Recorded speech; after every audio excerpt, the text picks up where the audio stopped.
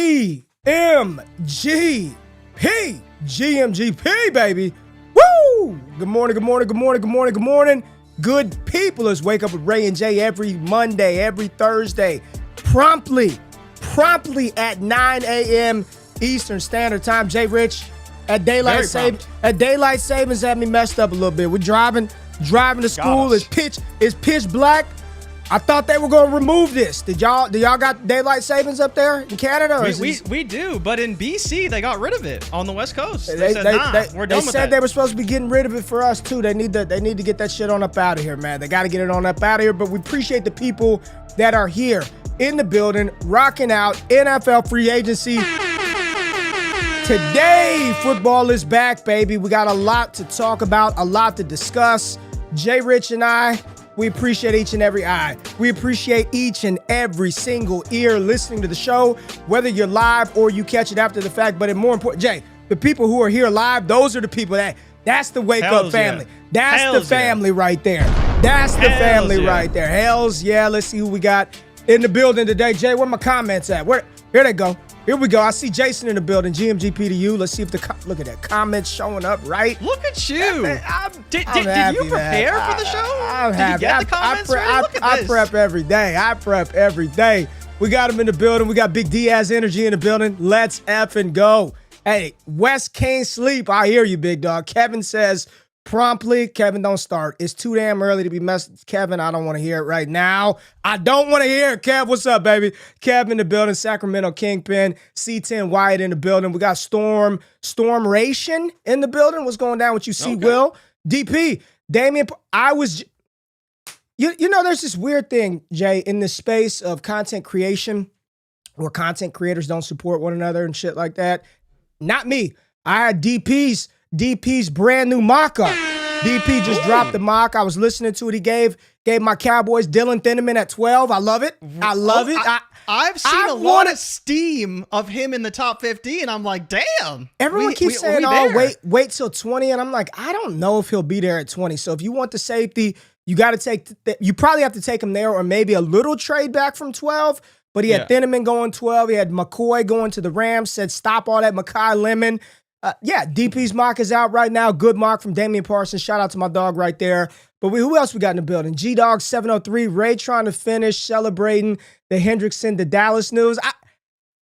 I don't know if it's they say Scoop said it. I don't know if it's official yet, Jay. We'll talk about it, but we got a lot to discuss because it was Crosby, and then there's some reported rumors about what Dallas was willing to give up versus what came out.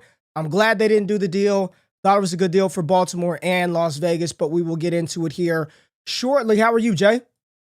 I'm good, man. I'm good. I'm excited for free agency. There's obviously a lot that's going to happen. Lots of teams have a lot of money to spend. We've seen teams clear out some cap room, restructure, probably still some last-minute cuts before the 12 p.m. opens for free agency to mostly begin that negotiating period. But I'm pumped, man. This is one of the best times of the year. It really sets things up for the draft as well. There's all these holes on a lot of teams, and some of them are going to get filled today, and then the rest will be filled hopefully at the NFL draft. But this is really the beginning of what should be another very exciting free agency period and a great offseason in the NFL. Absolutely. Totally agree with you. And, you know, just this, it makes it feel like football's back to a degree. Once you get the players moving, different teams, the rumors, speculation, 100%. The signings. Now, officially, free agency doesn't begin until, Wednesday? Wednesday at 4. Wednesday at 4 p.m. When signings can actually happen and they become official at that point. Yeah, but we're already, I saw like Reek Woolen potentially going to the Rams, or there's something there with him. So there looks like there's some stuff kind of getting in place, and Malik Willis should find a home today at some point, as well as one of the big quarterback dominoes to drop. For anybody pulling up right now for the first time, we have a good time every time. We ask that you just do one thing: support the show, support the channel, hit the thumbs up button, show some love, subscribe, turn on those notifications, and check out all the other content on the channel. A little light week last week for old GQ, was out for a bit, so I had to get caught up on some things. But yesterday, I did go live with the people. Fan versus machine. There's this, Jay, one of my favorite shows back in the day was Man versus Food. You don't remember that, though. You didn't watch that Man versus Food. I like that. I like that Food Network. I like that Discovery Channel. I like that kind of shit, Jay. Man versus Food. We kind of switched up fan versus machine. Jay, over 90 mock drafts from NFL draft experts. We simulated 1,000 times. It gives you the probability of the selection of your team. We talk through it. We have a mock. We have some fun. Very dope exercise. Nobody else is doing mocks like this. I didn't say it. The people are saying it, Jay Rich. Nobody doing it uniquely, quite as unique as old GQ over here. So check that out. Fan versus machine, and Jay Rich is killing the game with the thumbnails, man. Good shit right here, Jay. But where do you want to start, man? Where do you want to start today? You said you wanted to start with your boy. $99 million. My boy. $99 million of dead cap. Is that where you want to go? You want to start with old Tua? I mean, breaking news, right? Oh, we got some breaking? 45. Well, not actually. This is breaking as of for our show because everything always breaks, 10:30, 11 a.m. Eastern time right after we get off the show. But Tua was officially cut and designated as a post-June 1st designation. So they will spread his cap hit of $99 million in dead cap over the next 2 seasons. They owe Tua $56 million this year. The Miami Dolphins. Let me tell you right, Jay Rich, you could cut me right now. I could be cut from my job for a hell of a lot less, Jay. You gonna pay me $56 million? Goodbye. You cut me all you want to. $56 million? Come on, man. So, question to you in 2 parts: where does Tua go next, and what do the Dolphins do from here? Because when you look to like the best recent example, Russell Wilson being cut by the Denver Broncos, it was like an $80-something million dead cap they had to endure. But the plan for a lot of people was draft Bo Nix.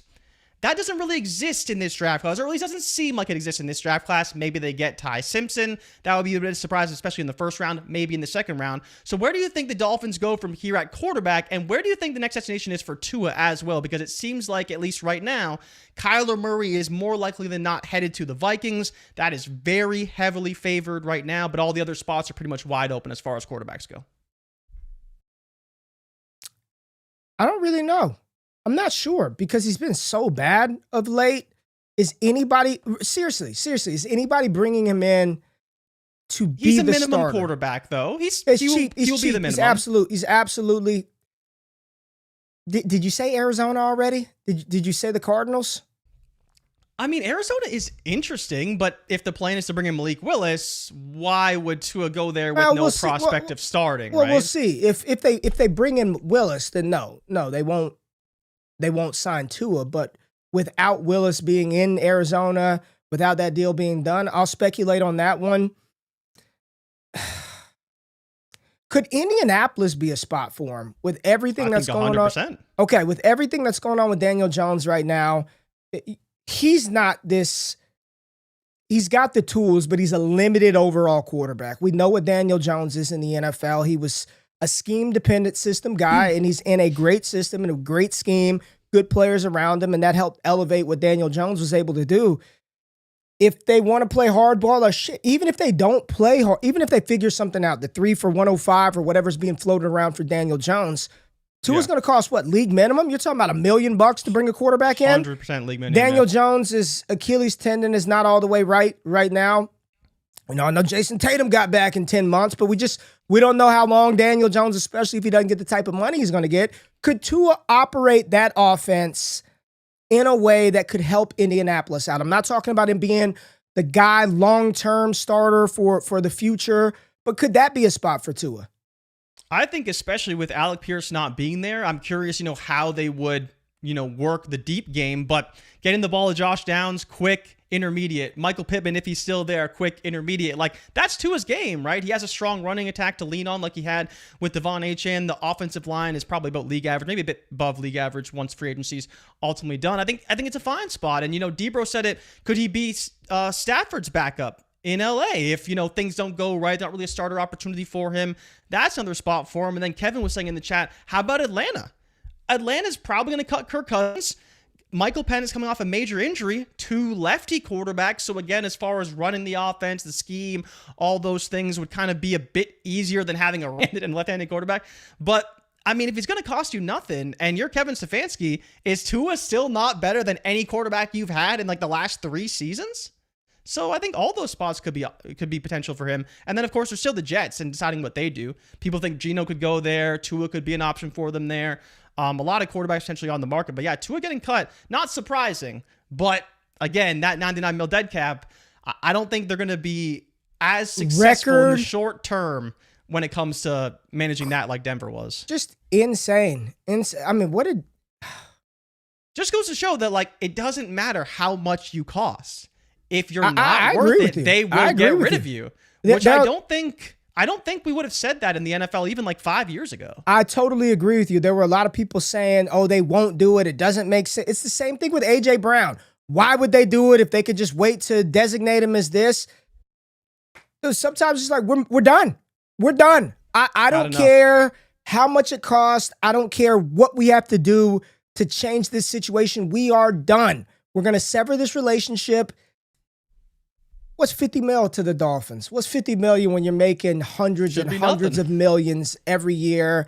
Cap keeps rising. The sport keeps growing and increasing in popularity. They're making money hand over fist. What's 100 M's, Jay Rich? What's 100 M's, dog? Yeah, what? Nothing. Where in my yayo? What's 100 M's down here, Jay?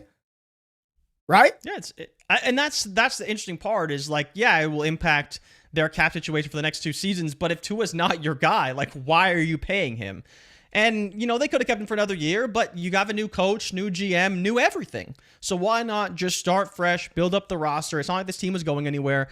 Cutting Tua seemed like a necessary evil for this team, but I think this is where, you know, we always have the conversations about, do you really got to pay these quarterbacks that we know aren't that good these massive contracts? You said it about T-Law, you know, for years, and now he's kind of working his way to like, okay, he could be something, but we got CJ Stroud coming up. We got Bryce Young coming up, right? They're both extension eligible, and we're going to see what these teams decide to do with these quarterbacks.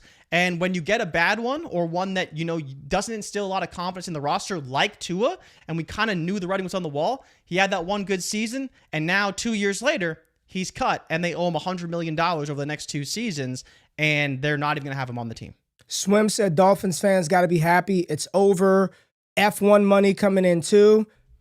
I guess that's is he talking about Miami in particular? Yeah, they have the Miami Grand Prix. Big money, Miami. Big money, big money in Miami. DP says Atlanta makes a ton of sense. Also, playing in a dome will help to his arm. Well, and the division, right? Tampa Bay, Carolina, New Orleans, like all those games are indoor games, a large majority of them. Carolina's outdoors, but good weather though.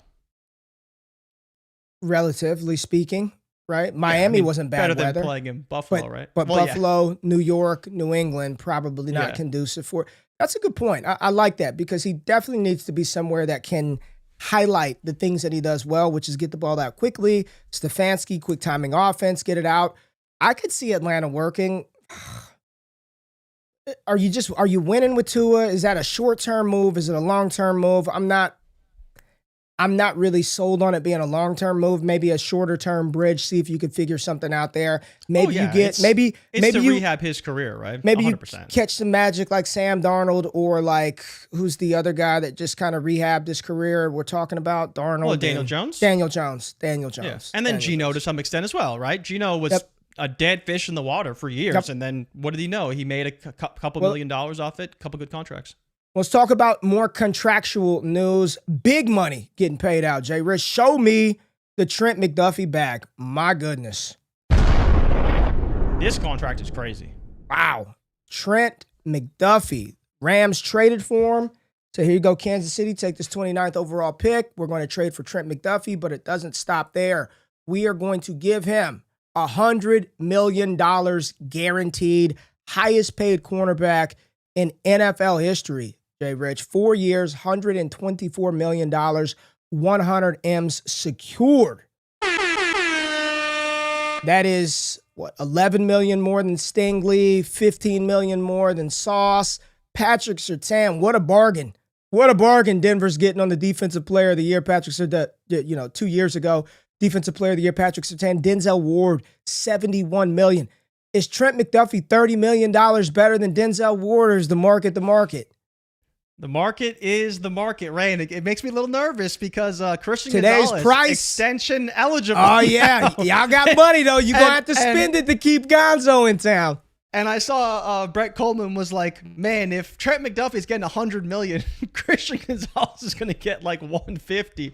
And Jason OTC from Over the Cap was saying that now with this contract extension, it puts cornerback as the 4th highest premium position, only behind quarterback, edge, and wide receiver.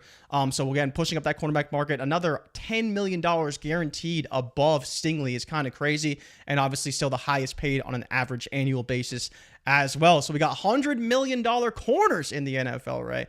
That's pretty wild, but good for McDuffie, man. 2 first, or was it 2 firsts to get him, or close to 2 firsts?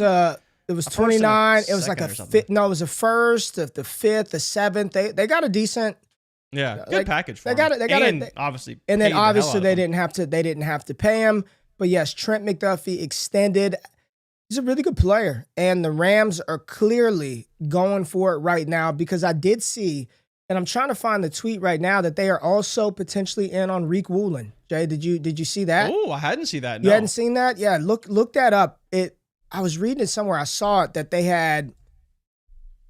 I don't know if it was agreed to, but you get what I'm saying. Like they're in talks to bring in Tyreek Woolen, former Seattle Seahawks cornerback as well. The Rams just doubling down. And here's tell me if I'm crazy. The way that I read this. The moves that they're making now, they're going all in. They probably have a 2-year Stafford leash. Probably 2 more years with Stafford. He already said he's coming back next year, so we got that under wraps. Adams, 32 years old, getting a little bit older. You probably got 2 more years of this iteration of the Rams, and if they don't get it done here, who knows? McVay and Les Snead both could just be like, we're going to sit out a little bit. We're going to take some time, right? We got a Super Bowl in. I want to step away from coaching for a little bit, and then they resurface somewhere else later on. Feels like a 2-year leash right here with the Rams with making a move like this. Yeah. But let's talk about one of the big, huge, massive trade. We had talked about it on the show that they probably should do it, but we didn't know if they would actually do it. And then they did it. The Raiders and the Ravens. My goodness. Jay Rich, Maxx Crosby, gone. Gone. Finally. Mad Max is gone. We had talked about it. Should they do it? Would they do it? A lot of Raiders beat reporters say they wouldn't, and they absolutely did. Maxx Crosby traded to the Baltimore Ravens for the 14th overall pick and a 2027 first-round pick from Baltimore. And I'm sure the Ravens are thinking, you know what? That's going to be pick 32. We don't give a damn about pick 32 in 2027. Give me Maxx Crosby. The Ravens still have all their other picks. They've got a 2nd-round pick. They've got their 3rd-round pick. So they've got allotment of picks to backfill some spots later on. But now you're talking about a defense that has Kyle Hamilton, Roquan Smith, Matabuke, Nate Wiggins, and now you add the thing that they really struggled with over the past couple of years is getting sacks, generating pressure, hitting the quarterback. You get one of the most relentless pass rushers in the NFL, who is not only a pass rush specialist, he is phenomenal against the run.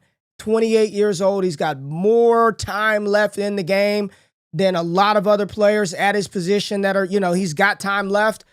Talk about this ad for Jesse Minter, not the Wink Martindale Ravens, whoever else they had. You got Jesse Minter, who's the architect of what happened over there in LA. People excited about that. Maxx Crosby to the Ravens. Talk about it from Baltimore's point of view. Yeah, this is a huge addition for them. You talked about, how they needed an upgrade at the pass rush. Jesse Minter and kind of bringing his system from the Chargers now to the Ravens. And I think the bigger side of it as well is not just adding to the pass rush, because we know how much Maxx Crosby can mean there in the pass rush and the running game, his ability off the edge. But the other side of it that people, I wouldn't say forget about, but is kind of going to be also a huge addition, is how much he's going to benefit the secondary. The secondary is one of the worst in the NFL for the first half of the season last year. They improved once again like they did the previous season as well, but Maxx Crosby's ability to rush the passer and generate pressure is going to take a bit of pressure off of that secondary, which they desperately need, because that was one of the biggest weaknesses for the Baltimore Ravens last year. And I think with Crosby, the question isn't, how good can the Ravens be? Is it Super Bowl or bust? This is an all-in move. 26 first, 27 first. Yes. And there's rumors of Lamar's extension, Ray. $62+ million a year for Lamar. This is an all-in move for the Ravens. Do you think this is enough for the team that's presently constructed? Again, they have their picks still, but they're not going to be first rounders, and they're probably going to be late in the second round going forward, especially with Crosby. How do you feel about this team construction and their chances to win a Super Bowl? Oh, yeah, yes, this is a move to go win the Super Bowl. Offensively, you're bringing back the same offense sans Tyler Linderbaum, which is a big loss. Massive loss for them. Jeez, disrespect to Isaiah Likely, damn. Likely's a loss too. I like Isaiah Likely. I don't dislike Likely, but you still have Andrews there. They'll probably bring back Charlie Kohler on a cheap deal. You'll be able to backfield that tight end 2 role. And hell yeah, you bring in Maxx Crosby. What's this thing say right here? AFC, look at this. AFC North adds to its pass rush repertoire. Since 2019, Maxx Crosby has 360 pressures in his career, 29 more than the next closest player, Myles Garrett. He's a freak. This is an absolute game changer. And while he doesn't touch the football, while he doesn't throw the football, catch it or run it, the same type of impact that Derrick Henry had offensively for this Ravens offense, getting a ground and pound, dynamic, explosive, game-changing running back, I believe that Maxx Crosby provides that same level of impact on the other side of the ball from that edge spot. Absolutely, this is a move. You look at Baltimore, again, last season they didn't make the playoffs. Kansas City didn't make the playoffs. Cincinnati didn't make the playoffs. It was a rough year for Baltimore, but the thing that really plagued them when they were contending the year prior, defensively, man, you got to go get pressure.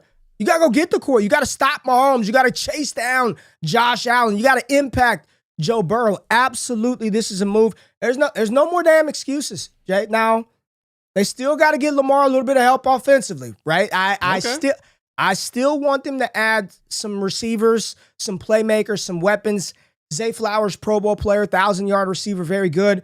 But after that, you're relying on Mark Andrews at this stage of his career. I don't feel great about that. Bateman, no, thank you. Tylen, Tez, they got to find somebody else. They have to bring in somebody else, and not Keenan Allen, right? We don't need another one. It's not Keenan. I'm tired of Baltimore bringing in Dez Bryant after it's over. Well, you know who's Deshaun next, right? Jackson, DeAndre Hopkins. We don't need any more of that shit. No Stephon Diggs, right? No Stephon Diggs. No Diggs. Mike Evans? Okay. I kind of like Mike. I kind of like Mike in Baltimore. We'll see what happens there. But yeah, Maxx Crosby to the Ravens. And then you look at this division.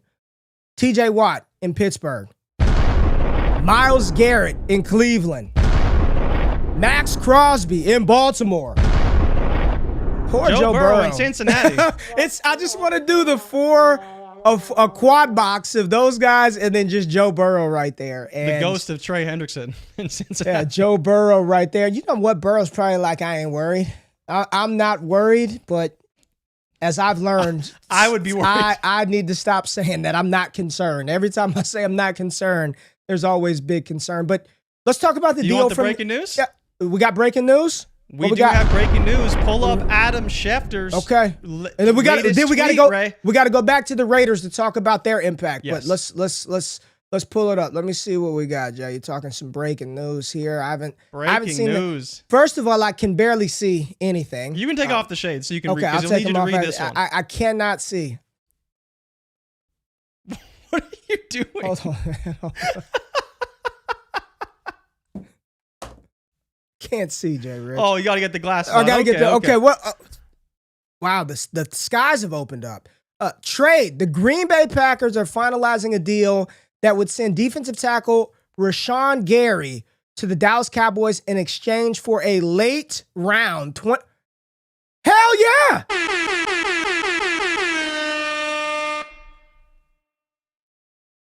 I'll take it. There you go. I'll take it. Interior D-line. I had to make sure that wasn't a first rounder. I'm up here squinting and looking at stigmatism, Jay Rich. It's hurting that left eye. I love it. Let's go. Let me see if my source texts me. I got somebody that texts me some stuff. I'm loving it. Talk about it, Jay. I mean, this is a massive deal for Dallas. We know how badly they need to upgrade their defense. They made some moves last year. They tried to get Maxx Crosby. Jerry has been opening up cap space left and right to hopefully, again, be aggressive in this free agency period. Now, again, it's not open yet, but they're making trades. I can't believe they made another trade with the Packers to go again and take another one of their players. Their whole D-line. Now all you need is some edge rushers and a few linebackers, and all of a sudden, you're in business. The secondary will have to work itself out, and they can work that in the draft. But I do think this is a massive addition for them. The biggest thing with the Cowboys now is they should have no issue stopping the run. Like, again, they do need to figure out the edge a little bit, but they should be much better stopping the run. We got to get some linebackers. We still need a linebacker, too. You figure out the secondary, and this team's in business. But I do think this is a great trade for them. I'm curious what's going to cost them financially because I don't know what his contract is. But even still with that, it should be a very, very good deal for Dallas. And then Green Bay just getting a player off their roster they don't really need. DP said I had them Ray Charles is on, man. I couldn't see. DP. Yeah, I like this a lot.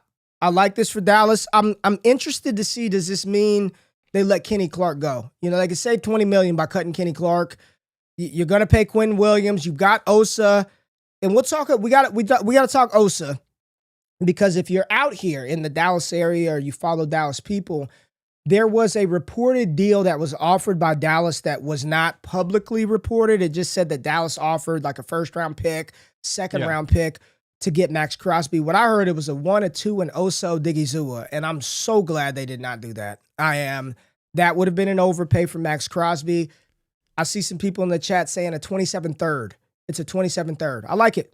A decent amount. That's not really a late round pick, but I like it. That's not bad. I like it. And then I'm in the chat and I'm seeing Minkah Fitzpatrick.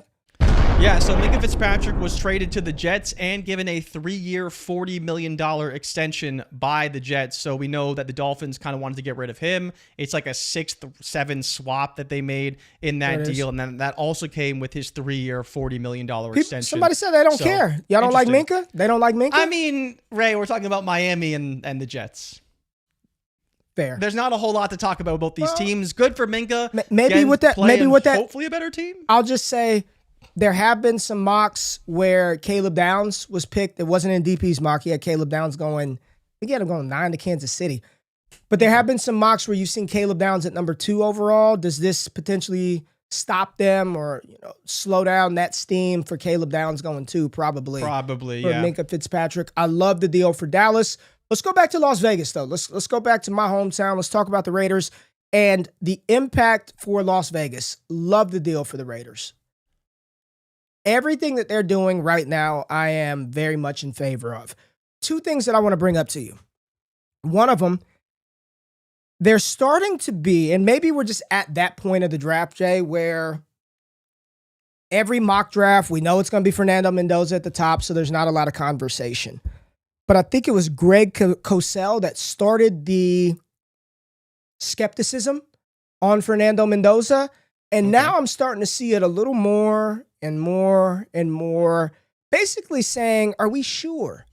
Are we sure that this is a franchise-changing quarterback? And in the video that I watched from Cosell, he was saying, hey, in the Natty, he wasn't that great.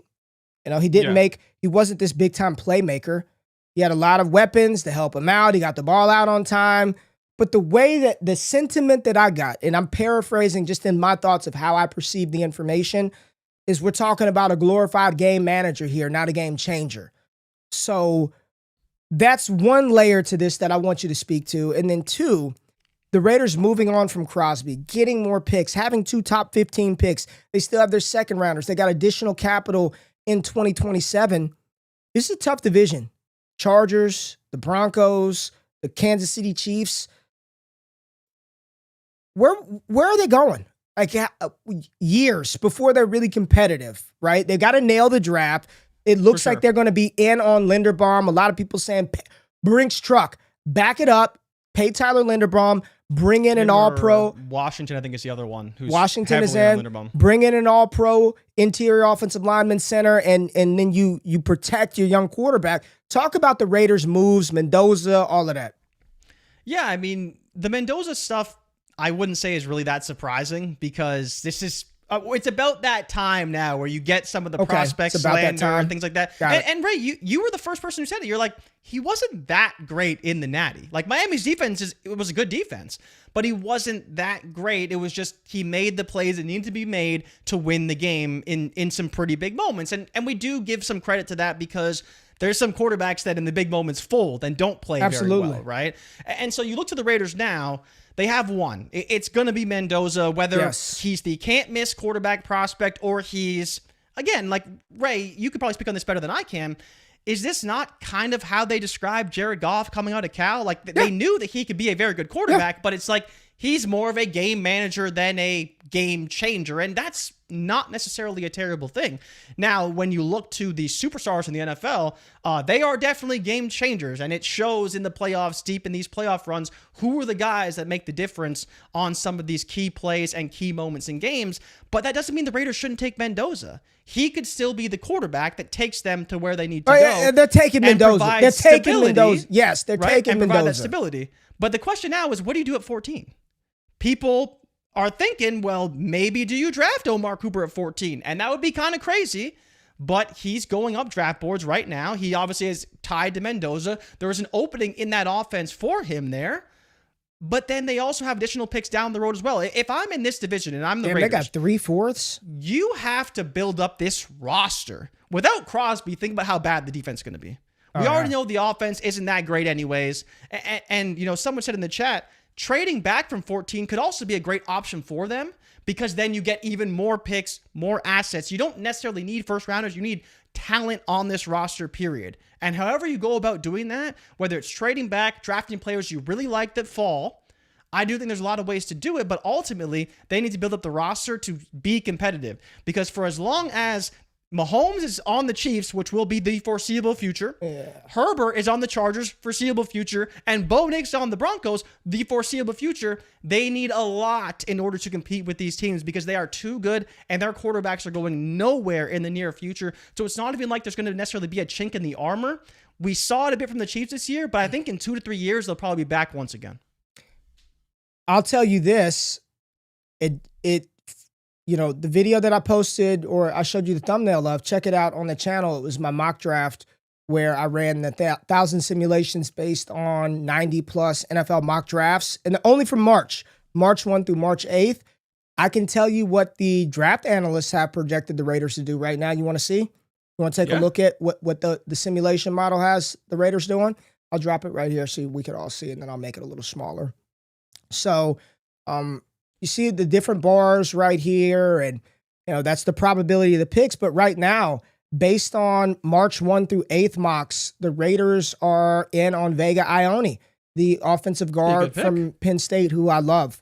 You know, I talked about it on the mock. Somebody had asked me in the question, who is my favorite prospect?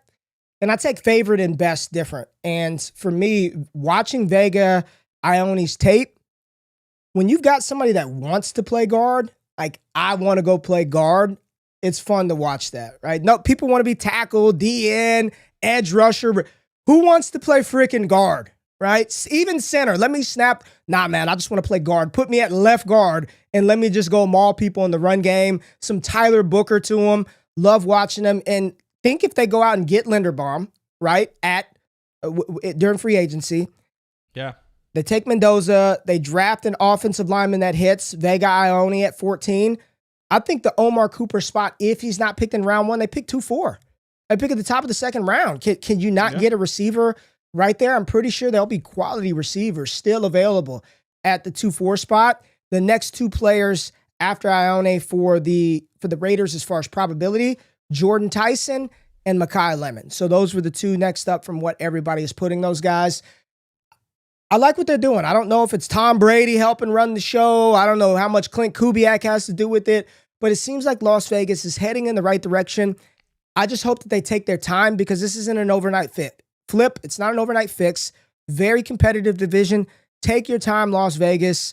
It's going to be Mendoza, and I'm very curious to see what they do at 14. And I like the comment that you called out saying trading back from 14 would make a lot of sense too. Yeah. No, absolutely. And this is what you have to do when you're in the AFC West and you don't have a team at all. Like, you have to fully lean into the tank. You have to get everybody that you can off the roster. And honestly, Ray, getting picks from Baltimore is not a bad move. Like, you don't trust them? You don't trust them? Not all the way trusting Baltimore? I like Baltimore a lot. I think the roster is still, again, one of the best rosters in the NFL, but they've shown that they're just, like, for whatever reason, they're not consistently at the top. There is chinks in that armor. Lamar's been injured multiple seasons. Like, they should be a team that's probably picking outside of the top 24, 25 every year. And they're not quite there every year. I mean, this was kind of an anomaly season, but it's just like, if things went wrong in Baltimore again, would I be shocked? Not really, because this has just kind of happened a couple times in Baltimore. All right. We're trying to think. If somebody says in the chat, if Linderbaum is signed today, Ravens get a 3rd-round comp pick. Okay. All right. Telesco, Clinton, Brady on the same page. It's Telesco, Clinton, Brady all on the same page. That's what Val is saying in the chat about the Raiders. We'll see how it plays out. Spy Tech. Yeah, it's Tom Telesco. Yeah, Spy Tech. It's early. It's early. Give him some time. Val's in here. All right, Jay, let's take a quick break. When we get back, who else we got to talk about? Because there's a lot of stuff going on. I mean, I'm scrolling old Schefter's feed. I'm waiting for more news to break. Yeah, we need a little more news to break. We do have to talk Alec Pierce, Jalen Carter potentially on the move. Yeah, we got the Jordan Davis extension. Davis extension. We'll talk about that after the break. Run it up, hit the thumbs up button, like the stream. We'll be right back after the break.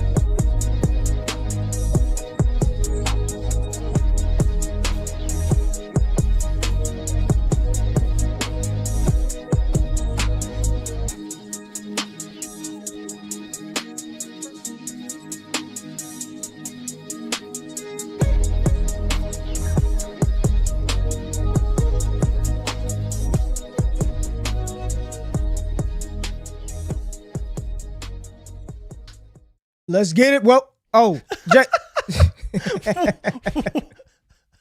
What are you doing? I heard you drop what sounded like a pen or something. I'm trying to put these damn in the wilderness. I'm trying to put these damn glasses on and pressing buttons. My bad.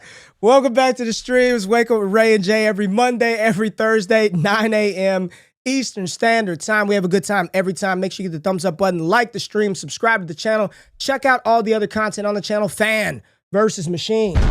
Mock draft, 1st round, 1,000 simulations based on 90+ mock drafts from the experts. Check it out right now on the channel. And then our crew, Scott and Brandon, you may make an appearance later today or later this week. I may make an appearance over there on the other channel, DDFFB, the Fantasy Football channel. They are covering all things free agency. Scott is so excited. Jay, he said he took off 3 damn days from work. He ain't even going to work so he could record clips of players signing and giving the people free content. So go over there, subscribe to the channel, check out those guys, and we'll be around. We'll be around. Me and DP still need to link up. It's been a couple of weeks. We're getting there, Jay Rich. Damn, baseball is back. We had tournament last night. We're back in it, man. I showed you the video of little man balling. How'd he look, Jay? 6 years old. How'd he look? He's looking good. How'd he look at 6? All that private training is paying off. It better. You better fucking hit it, man. You get up there, you better hit that damn ball. But yeah, we got to talk through Jalen Carter, man. Whoa. Like, where's this coming from? Coming from Spitgate, probably? Spitgate? Got to get him out of there? Spitgate's not the best look if you're Jalen Carter. Plus, coming into the draft as well. Well, there were say the Bears. Here's what one of the reports say: the Bears, the Raiders, the Packers. Look at this one from the Raiders, a projected trade right here package. Raiders 27 first to 26 second and Michael Mayer. Bears 26 first, 27 first and Cole Kmet. Packers seconds, Tucker Kraft, Jaden Reed. What are your thoughts about the Eagles moving Jalen Carter? Now, they signed Jordan Davis, which a lot of people said they weren't going to do. Yep. Wasn't that they said they don't have enough. They got to pay Carter. You can't pay Jordan Davis when you got to turn around pretty soon and pay Jalen Carter. Jay? I mean, Ray, this is very interesting for anyone who missed the news, right? So the Eagles signed Jordan Davis to a 3-year extension, $78 million, 26 per year, $65 million guarantee, which makes him the highest paid nose tackle in NFL history, right? So it's not like they just signed him. They gave him the biggest deal for a nose tackle in NFL history, which then makes you think, well, do they really have the money to then go turn around and pay another DT who's probably going to get, I mean, I don't know how much he's worth, but probably a lot and probably more than Jordan Davis got. So because of that, and it's funny because Roseman, he's got the A.J. Brown side of things. Do we trade him? Do we keep him? Now he's got another guy. Do we trade him? Do we keep him? And it's like, at some point, you have to start making some of these moves because they're not going to be able to pay everybody. We know he's been smart for years with the contracts and figuring those things out, but I'm not sure what they do. I think they probably just wait as long as they can until they have to make a decision on Jalen Carter because he's the one that they need on the team, but trading him is very difficult to evaluate because of what you're probably going to have to pay him, and it's going to depend on where his market's at. Because right now, it seems like his market's down a little bit. When he starts getting on the field and he's sacking quarterbacks from the middle of that defense, his market might go up a little bit and be willing to trade a little bit more for him, but it'll be interesting to see what they decide to do. It's going to be a very tough situation in Philly. I kind of like this comment from Swim. Eagles crumbling. I don't give a people always tell me they'll never do that. They're not. You know how many people say? Everybody was saying that Raiders will not trade Maxx Crosby. There's no chance they trade Maxx Crosby. No way the Dolphins are going to eat $99 million. No way the Colts are going to pick Daniel Jones. Stop doing that shit. It's drama. It's the NFL. You better believe that teams will do this. I'm not saying it's going to happen, but listen, man, where there's smoke, there's normally usually some fire there. There's just so much smoke. Why is there so much smoke coming out of Philly? A.J. Brown. Hurts is the issue. Nick Sirianni. Y'all told me Jordan Davis wasn't going to get paid. Jay Rich, you said highest paid nose tackle in NFL history? Yep. Highest paid nose tackle in NFL history. But they will never trade Jalen Carter. It'll never happen. Howie knows what we got. They ain't going to do this. They're not going to do that. Yeah. And the problem is the how many price, right? How many times we got to go through that, right? Like Carter's probably going to command at least $30 million a year. Probably more than that. And if you trade for him, what's it going to cost you? A first and a second? Like at least? So I don't really know. This is the problem with Howie is he's playing hardball with all these GMs, and I just don't know what the right move is. Because you look at the A.J. Brown trades that are out there, like if you can get a first for A.J. Brown, like just move him, Who man. wouldn't? Like, and it has nothing to do with A.J. Brown, but the value for a 28, 29-year-old receiver and a first-round pick, you take the first-round pick if you can get something like that. I mean, we got receivers in the draft. They'd have 2 first-round picks. They could move up and get one if they want. Like, I just don't know what their plan is. And part of it is, for people who haven't seen the full story, it's if they trade him after June 1st, it's like a huge cap relief for them.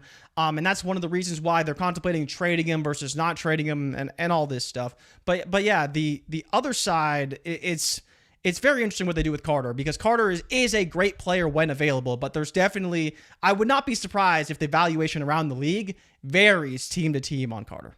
4th round pick for the Dallas Cowboys. They gave up a 27 4th. I'm looking at the details right now. 27 4th round pick. All right, this is an under the radar signing, but I want you to put the Brian Windhorst fingers up, Jay Rich. What does this mean? What does this mean for the Los Angeles Chargers, who underrated signing? Alec Ingold. Talking about Alec Ingold? Jeez. Harbaugh gets this fullback that McDaniels. I feel like it's going to be established this season in Los Angeles. I think they're going to establish it. Run the rock. And a lot of people are talking about Devon Achane potentially being traded. I don't know. How would you feel? How would you feel about him? Let's switch it. Let's give the fantasy people some love here right now. How would you feel about this backfield? This Herbert-led backfield of Omarion Hampton and Devon Achane, if something like that happens. Because this fullback coming in. Omarion Hampton. Hampton, do you think they're going to trade Hampton? No. Yeah, but I'm just, Hampton would be there. He'd be there with them. But you're talking about Alec Ingold. Oh, well, they got the fullback to block for the runners, right? You got to get the fullback in there to go open up holes and shit. You might as well just give them the best backfield in the league title right now, right? Because, I mean, what you can do with both those guys, they can both run, they can both catch passes. I don't know which one's better in pass pro. Probably Hampton, depending on how he does next. Absolutely not. Is Achane a good pass pro guy? No, I don't need him to pass pro. We've got Kamani Vidal is back as well. We got 3 of them. So it will depend on how healthy those tackles are, right? Because someone's going to have to block, and maybe it will be Alec Ingold for all we know. But it'd be the best backfield in the NFL, right? It would give Herbert everything he needs in the backfield. If one of them is banged up, well, guess what? Hopefully the other one is on the field, and we fully expect him to probably add at the receiver position as well. Maybe, just maybe, Ray, we get that top 5 offense out of LA that I've been screaming for the past, what feels like over a year now. You said they were top 5 offense last year. I said that when both tackles were healthy. Oh, okay. And then they both got hurt. So we will see. But yeah, obviously it may be a crazy backfield. But I think the issue is how do you value both those players? Because if they're in the same backfield, who's the guy? I would not Who like do you it. Draft I think it would be great for the Chargers and their offense and what they could do. I think it would be a nightmare trying to figure out week in and week out. It would be a week-to-week thing. I feel like they both be somewhat touchdown dependent, and then maybe you give the lean to Achane, assuming he catches a decent amount of passes out of the backfield, but Hampton can do it as well, obviously. Joe Mixon cut. Thank God. I mean, someone was asking us because we never talked about David Montgomery getting traded. That's what I was going to say. You kind of saw this coming after David Montgomery was traded to the Texans. Woody Marks. People shit on Woody a lot, but he's a good back for what he needs to do. I said it from day one, Jay. You don't want him leading your backfield. That ain't the role you want Woody in. You want him as a complimentary spell back to a proper bell cow type back. And I do think with David Montgomery there, this will allow the Texans to get the best out of what Woody Marks can bring to the table. And Montgomery will get what he wants. It was so obvious. How many times did we get on here and talk about, man, did you see that interview with Montgomery and the St. Browns? Did you see that Montgomery thing where he was liking the Instagram post of people saying he needs to touch the rock? You saw this divorce coming a mile away, unlike Dak Prescott. You saw it coming a mile away with David Montgomery, and I like the fit. I like the fit in Houston. He's going to get opportunity. I think he's still a very good running back. You've got a nice running mate with Woody Marks there. Joe Mixon, gone, out of the building. And let's just talk about the Lions, who continue to lose pieces offensively. Taylor Decker. Gone. Right? Kinda Longest crazy. asked for his release. I think he's been around in the league a while. I think he's been there, he's not like Aaron Rodgers level of old, but I think Taylor Decker's been there for a while. I thought he could still play. What kind of bind does this leave the Lions in, where O-line was already one of the positions that they needed to kind of address?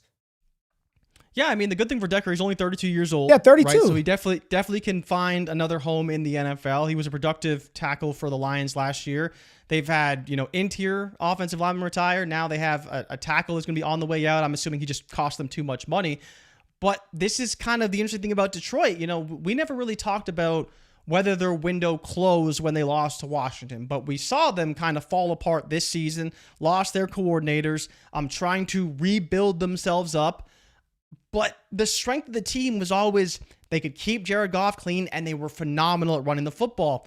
With all the players they've lost, not to say they can't rebuild it, because they do have some cap space, and they are able to do some things, but it's a big undertaking they have, rebuilding what was once a massive strength for them in the offensive line, to now basically having 2 or 3 guys from the previous regime that was so successful. And if you can't keep Jared Goff clean, how successful can this team be on a week-to-week basis? It was previously a huge strength for them. Decker was a huge part of that, and I'm curious how they ultimately make that a strength once again, because without it, we've kind of seen what happens to Goff. He gets flustered, he makes mistakes, and that ultimately is going to lose you football games. So it's going to be a big priority for them, and Decker, a massive tackle on the free agent market.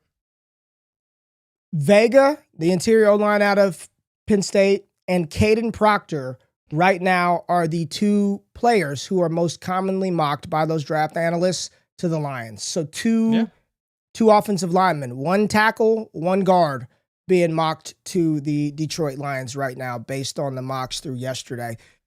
We didn't talk about it at the top, man, but I was listening to it on TV this morning on SportsCenter. Kyler Murray and the Vikings feels like this is this a real thing? Yeah. It's been, I was like minus 245 the other day on DK. Like, it is probably going to happen. All indications are that Kyler wants to go play for Kevin O'Connell, learn from him, rehabilitate his career for the year. We know that J.J. McCarthy's starting status is definitely on shaky ground, and competition is probably going to happen either way. But Kyler, Jefferson, Addison, if they keep him, Naylor, we'll see what they do with that running game, because Jordan Mason is a good runner, but they probably have to add a running back at some point in the draft or in free agency. And I know they're under a lot of scrutiny with the cap. But I think Kyler in that system could be pretty good. How do you feel about Kyler heading to Minnesota? What is this picture you brought up? Kyler. Jeez, doing Kyler dirty, man. It's the only one I could find quickly. I love it. I love it. I love it. I think he would be very good in Minnesota. Now, there are some things, they got Donovan Jackson last year, maybe made a mistake with Will Fries.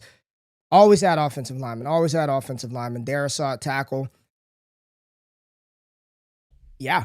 My question to you is, he comes in, is he auto starter? J.J. McCarthy to the bench? I think he has to be. So what just talk me through. We made a lot of jokes about 9. Kevin's boy 9. We made a lot of jokes about J.J. McCarthy all season. Is that past tense, or we can keep him going, right? I felt bad after a while. I was just like, damn, this dude's getting buried. Because there was this push in this narrative that it wasn't his fault. He's not that bad. We're going to rock with him. This is our guy. Shout out to Thor, but that's, Thor is a big influencer in how people look at Minnesota, and him in particular. Are they done with him? Are they done with him, or is it one of those things where, is it kind of like Bryce? We got to get somebody in. You need to sit down for a little bit. Was it that bad? I know the answer is yes. Was he that bad, or was the team, the situation, the offense? What was it? Because you bring Kyler Murray in, I don't care if he's on league minimum. That's your starter. I don't see how you bring in Kyler and say you're going to back up J.J. McCarthy. That ain't happening. And if I'm J.J. McCarthy, you pick me 11th overall. I didn't get to play my rookie year because I messed up my knee. I didn't get to play a full season this year, and you bring in Kyler? What is it over for him in Minnesota if they do that move? I wouldn't say it's over, but it definitely seems that way, right? Because, when we talked about Kyler getting cut, the first thing I said was, like, if I'm Kyler, I'm going to a place where I'm going to play. Like, if it's the Colts, if it's Miami, if it's the Jets, if it's Minnesota, like, I almost want to guarantee I'm going to play, because I am the best free agent quarterback on the market, and I'm coming in at a league minimum price. I want to be able to play, because that's the most important thing. He needs to be able to show that he's worthy of another contract on, the Vikings or another team. And I think that's the other side of it, right, Ray? The Minnesota Vikings made a mistake. They said, we are going to roll with J.J. McCarthy over Sam Darnold. Man. Now, what if a year later you had the chance to rewrite that mistake?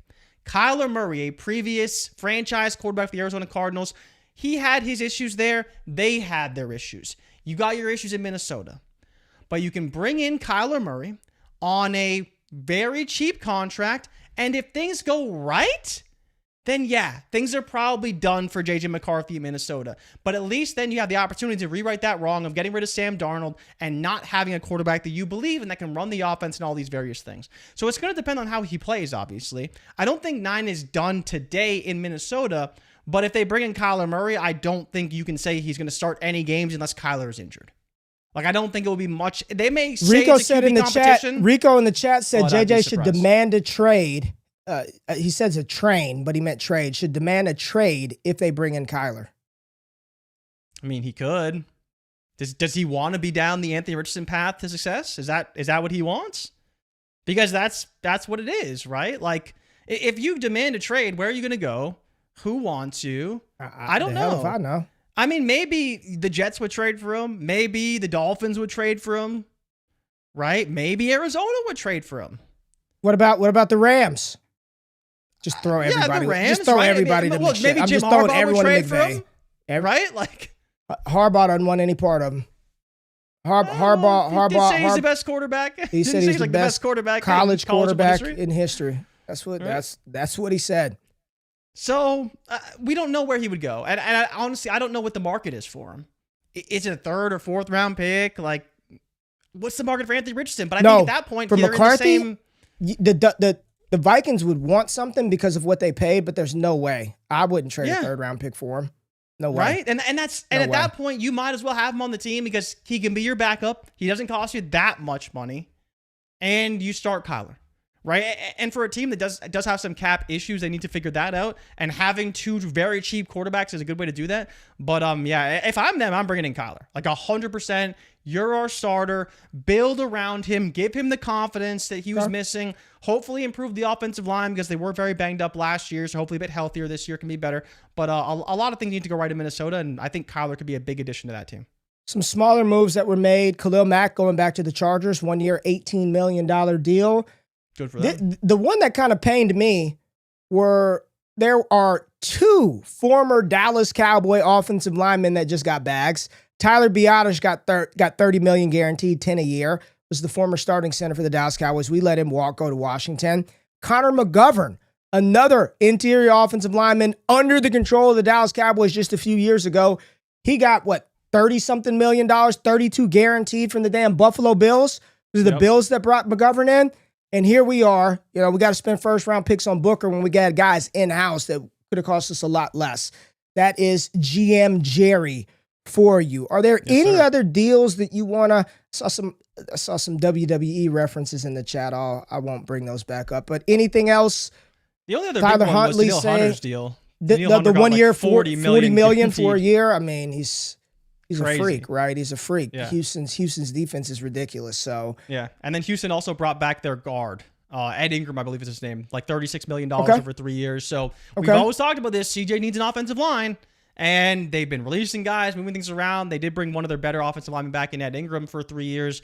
So he's not going to hit free agency, but still a lot of work to do for the Houston Texans as it stands. There's right Ari. now. There's Ari. Talk about it. That is your boy for real, for real. That's your boy right there. Devin Lloyd going to hit free agency.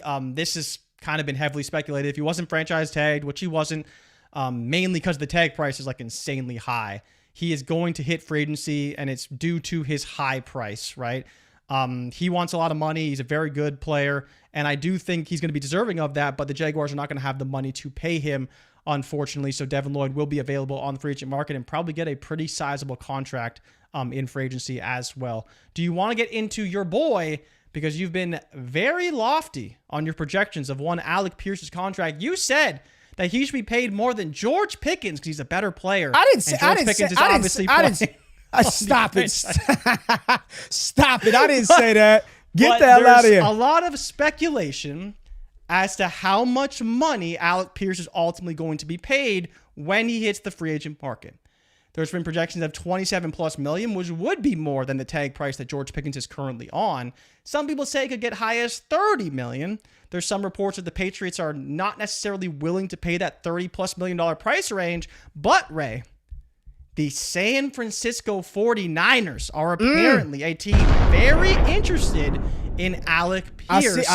Even at his lofty cost. Do you think this downfield merchant, 20 yards per reception, deep play threat is worthy of $30 million a year, knowing he didn't even catch 50 passes last season?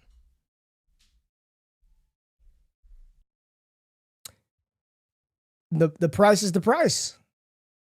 The price is the price. What are you gonna do? Say that about you say that about extending Bryce Young too. So what does that mean? I would pay Alec Pierce. I'll say it like that. I don't like the price is the price though. You're not getting him for 15. You think he's gonna sign for 20? He's not signing for 25. He's not.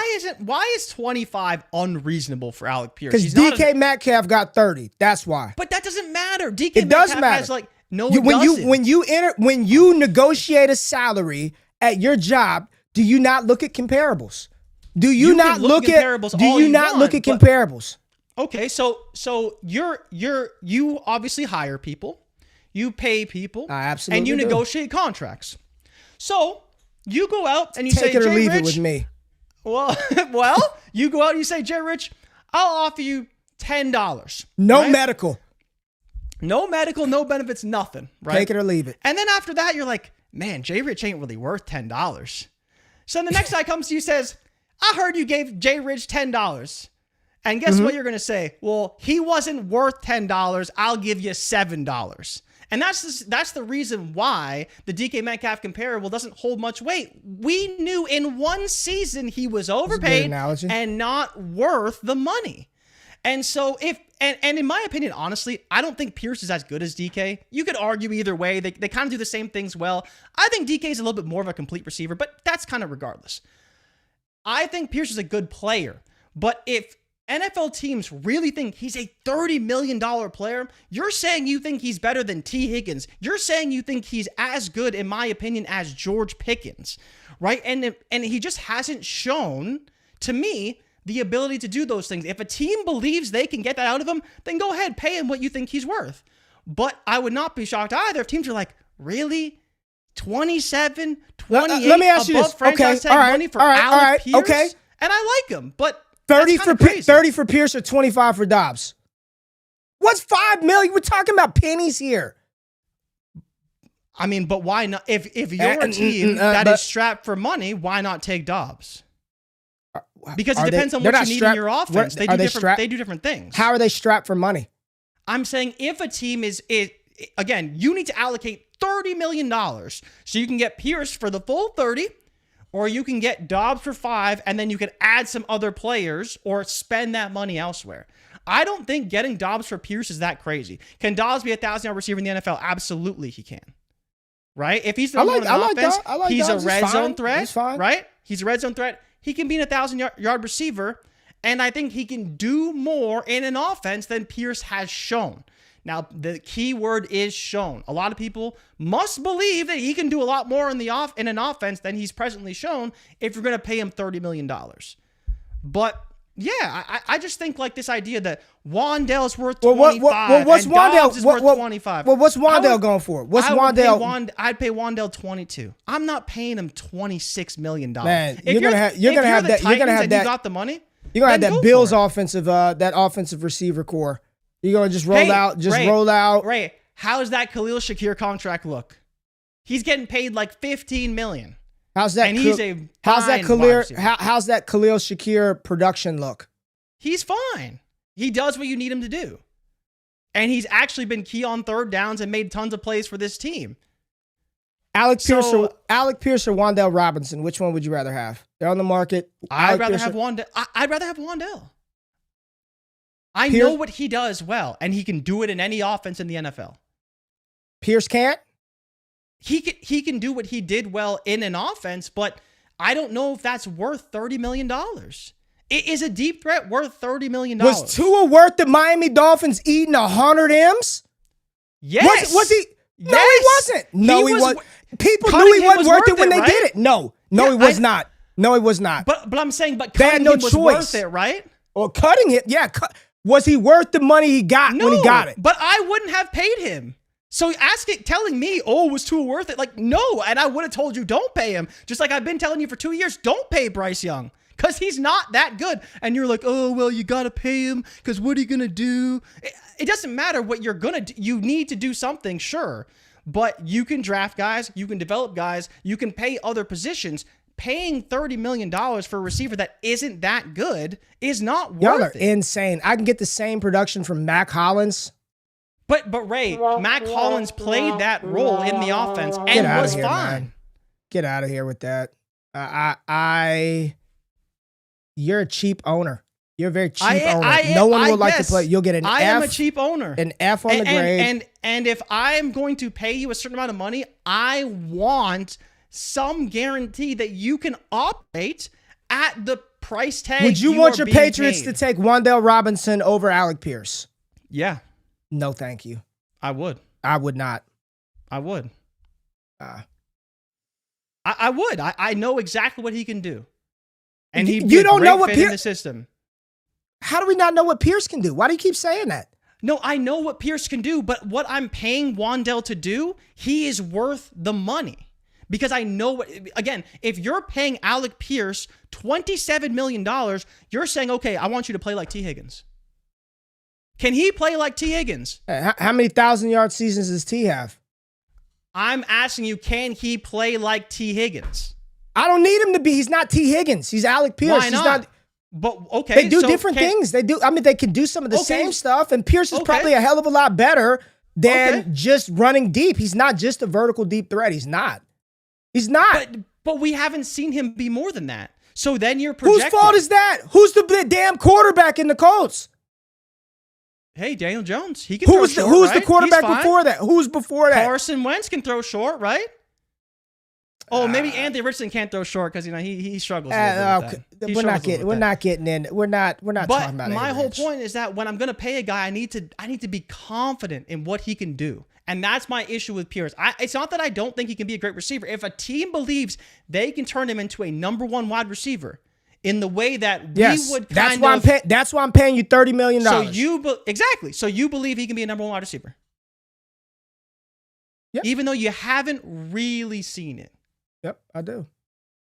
Then you pay him. I don't necessarily think he's worth it personally, but if you believe that, then pay him. But I think there's teams that are going to be a little bit skeptical of that, of course. Do you remember when? Do you remember Drew Bennett? No. Drew Bennett. No. Drew Bennett was a deep threat. They said he could only run deep back in 2004. This was throwing it way back. 22. Throwing it way back. It was just, how many years ago was that? 18 years ago? Jay Rich? 20 years ago. 20 years ago? 22 years ago. 22 years ago. Drew Bennett, 1,200 yards in Tennessee. They said he's a white receiver. They said all he could do is run deep. They deployed him as a number one, 1,300 yards, 11 TDs. Yeah. I think he can give me some of that Drew Bennett. I think he can be some Drew Bennett. You gotta go check out those highlights. Everybody that's listening, y'all don't know who he is, but he was a really good receiver. People said 2004. What else we got, Jay? What else we got? Let's see if there's anything breaking. I haven't seen anything breaking. We've been too busy arguing over whether or not to pay Alec Pierce. Oh wow, they used a tender on Ivan Pace. The Vikings did. Interesting. All right, we'll wrap with this one. A little free agent landing spot predictions. I see a tweet, and this would be a good way to close it out and let everybody else take over. We got some predictions here. Wan'Dale Robinson looks like he's going to go to Tennessee. How would you like that? Good fit?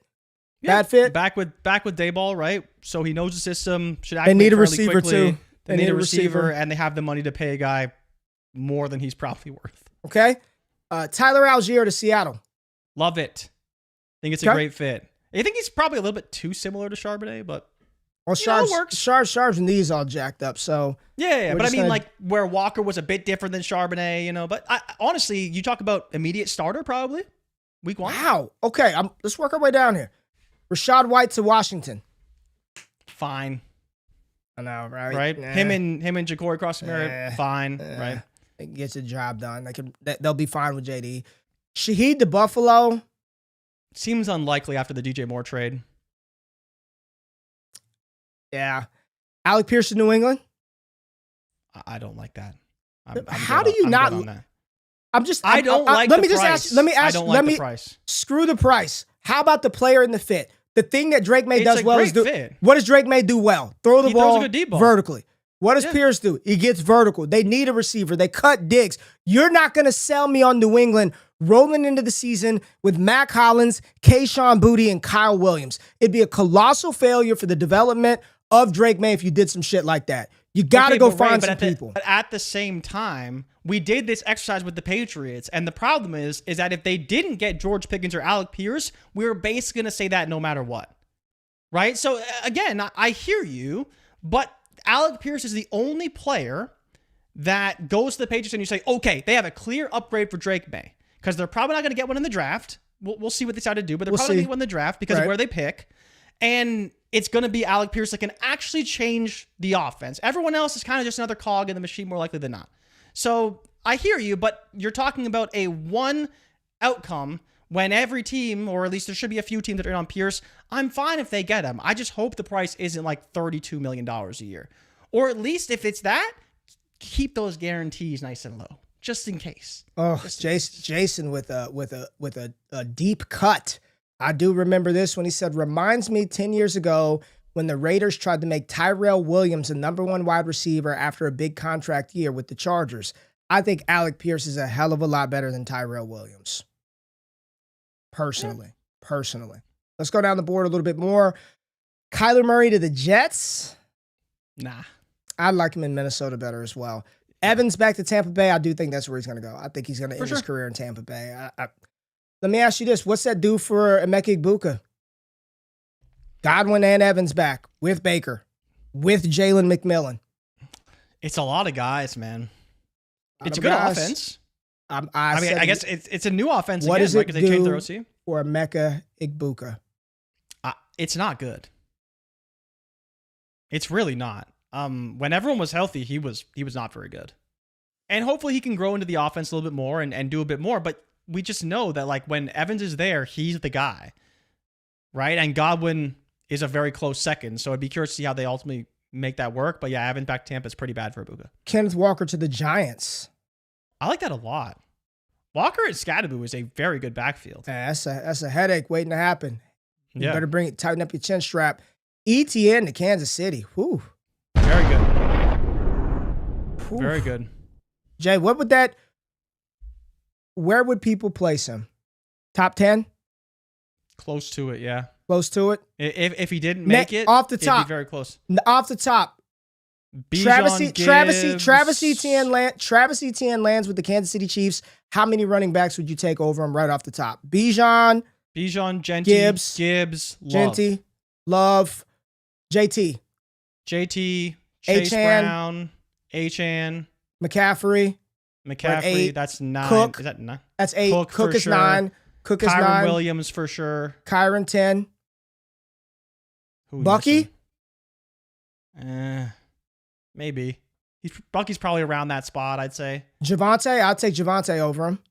You could. I'll put Javonte. That's the 11. market might overreact a bit. I like Javonte. I think that's a sneaky, solid top 10 option. So we're at RB12 right now.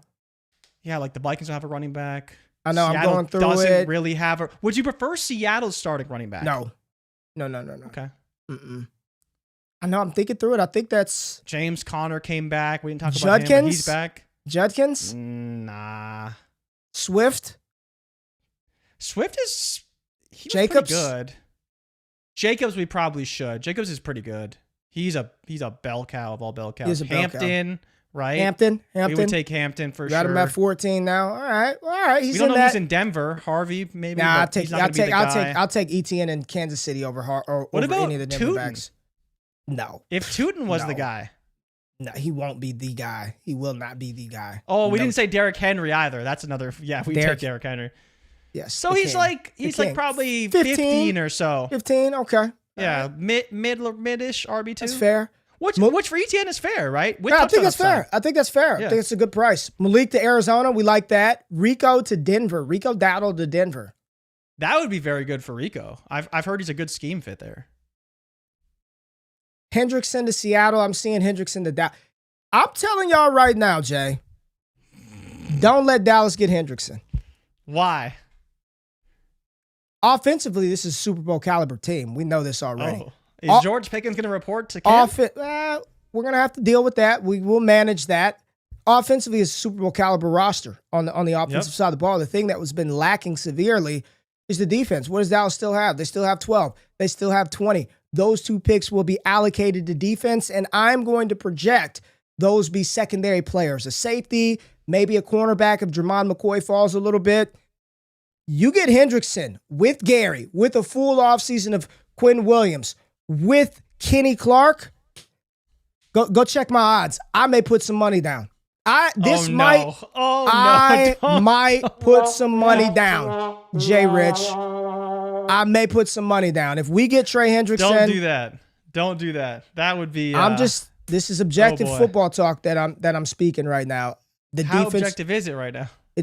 I'm very objective when it comes to Dallas. I'm not one of those kind of Cowboy fans, but we get Hendrickson. This roster is Super Bowl ready. Absolutely. Hit the music. Hit the music, Jay. Okay. We had a super chat. We had a super chat. Sacramento Kingpin, what's going down with you? Ravens flock, let me hear you. Cacao! Cacao! There you go. There we go. Kingpin, let's get it. Just think about that Ravens call, Jay Rich. Not bad. I'll give you a 7 out of 10 on that one. That wasn't bad. You got to commit to the bit, baby. You got to commit to the bit. Get us out of here, Jay. Thank you to everybody for tapping in. Make sure if you want our closest reactions to all the latest news, go over to DDFFB. We'll be dropping lives, recorded videos, tons of stuff as the news breaks throughout the week. Ray and I will be back on Thursday to hopefully break down everything that goes on, especially once Wednesday hits. For anyone who didn't see this report, both Kyler Murray and Tua Tagovailoa cannot sign until at least Wednesday because they need to be released first. But after that, we are good to go. So thank you, everybody, for tapping in. Make sure you like and subscribe for all the latest news. Check out Ray's latest mock draft. Fan versus machine. We probably should have called it man versus machine. Ray tries to beat the Sims and tell the people where the team is going to go with each draft pick in the NFL draft. Very excited for free agency. I hope everyone else is. But we will be out until Thursday. Thanks for tapping in, and we'll see y'all later. Peace.